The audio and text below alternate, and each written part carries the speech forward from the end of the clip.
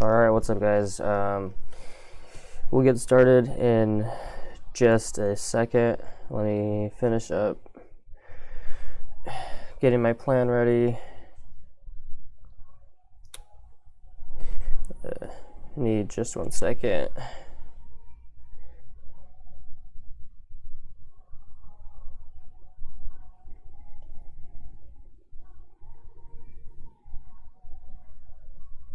All right.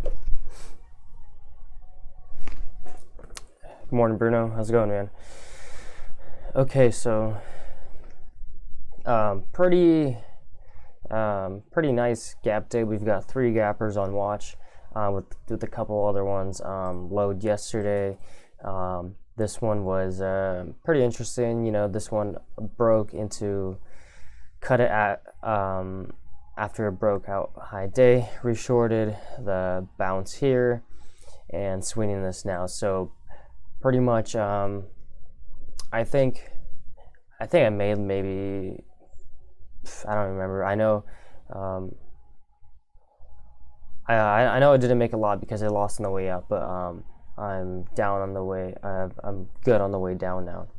Hopefully we get a little flush out into the morning, maybe to like the 2:30s, and then I'll cover. And then we'll see what DVAX does also. This one's on watch. Swinging this one from yesterday as well. And then SNDL, look, it's gapping down big now.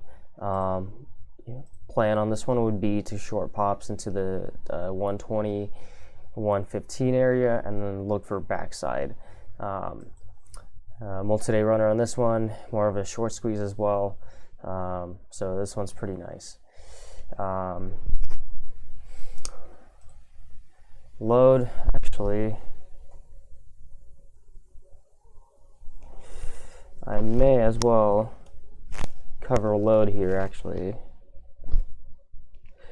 Give me a sec.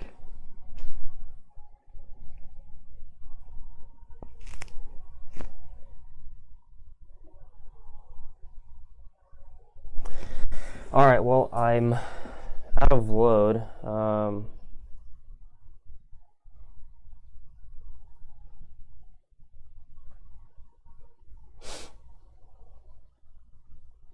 right, 1 second, guys. My brother was in this one as well. I gotta get him out.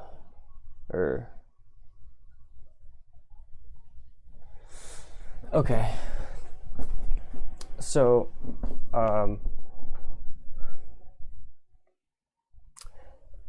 what's up, guys? What's up, Van? Wow, great short, Van. On GME from 489. Perfect, man. I'm out of load. Yeah, I'm out of load. I just covered.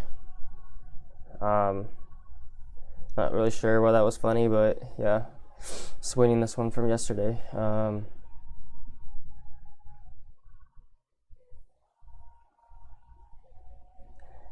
Slow down if I don't get it. Anyway, I also MBRX. Honestly, just looking at the daily, you can tell that, you know, this is a gap and crap, like straight up gap and crap. Like every single time it gaps and fills, gaps and fills, gaps and fills on any significant amount of volume, right? So I knew that, and so I was watching this for either to, you know, trade this later in the open if it kept holding up. But as soon as I saw that high of day here had rejected really hard, I got in, and now I'm writing it down. And if it pops back up, you know, then I have a good place to add.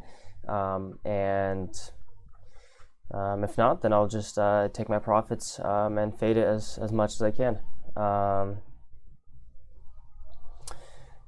So that was the, you know, initially game plan was to trade it later in the day, but after I saw that it had failed, then I was like, you know, I don't want to miss the move, so I'm gonna take it pre-market. Yeah. The other one I'm watching currently is ARTL. Mule, bro, I still I don't know what you're trying to say, man. Load, dude. I don't get it. I really don't get what you're what. Yeah. Anyway, whatever. Um, ARTL, a gap and crap setup for me as well. If you look at the daily, this gaps and fails as well. You can see this day had gaps and failed on not a whole lot of volume, but it was a gap and failed.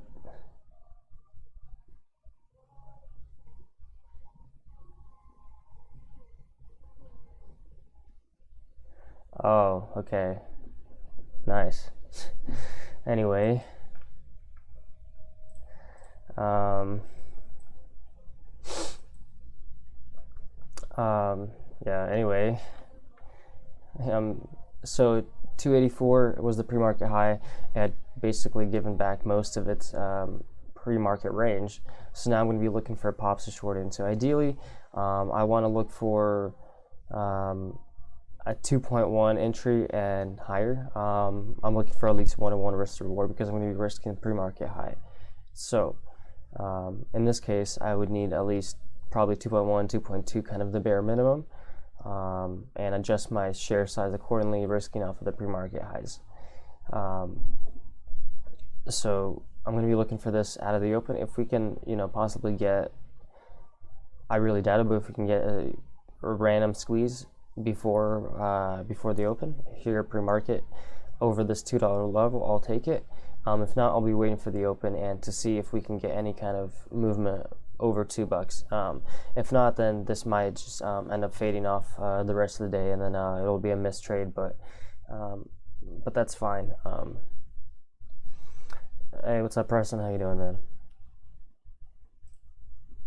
And then AZS is the other gapper, but this one I don't really like sub-dollar stocks. I don't really like stocks that gap from like 50, 60, 70, 80, 90 cents. But sometimes you just have to take what the market gives you. But the reason I don't like these is because dollar stocks they're pretty wild, and a 10-cent move on a dollar stock is 10%, and 10 cents is nothing for one of these stocks. So so these can double, triple, quadruple in a matter of 20, 30 minutes. But right now it's holding its gains, so I would be looking for basically backside post 10:30 a.m. most likely. I'm gonna look to see what it does out of the open. Hopefully we can get some kind of squeeze going. Hopefully we can maybe test $2. I don't know what it's gonna do, but just looking at the daily, there's really no gauge of what the stock can do when you get a bunch of volume. It's not really had any big days to tell you. I guess on this day here on 16 million, but this wasn't a gap day, it just ran. But today it's gapping, so there's really nothing to tell you what it's going to do. So this one is going to could be a potential trade, but I gotta wait for the open. I mean, it could also just end up fading off. You don't know. BTN, I was kind of watching because I saw it popped up on a PR, but looks like it's not attracting any volume, and it's kind of died. So this one's kind of done. And then Eric is the last one that I have on watch. This one isn't up enough pre-market, but the daily is really nice. It has a lot of resistance in the probably mid 3 to 4.5 range. So I would be looking for any sort of one sec. I'll be looking for any sort of move into that out of the open, and then look for backside.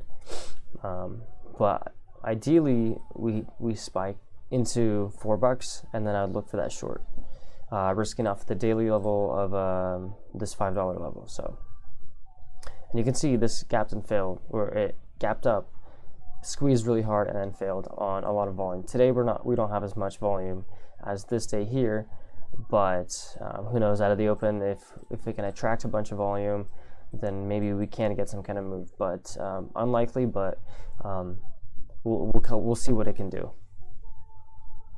And that should be it for my game plan. If anyone has any questions, then I can answer something really quick. Other than that, that'll be it, and I'll see you guys tomorrow.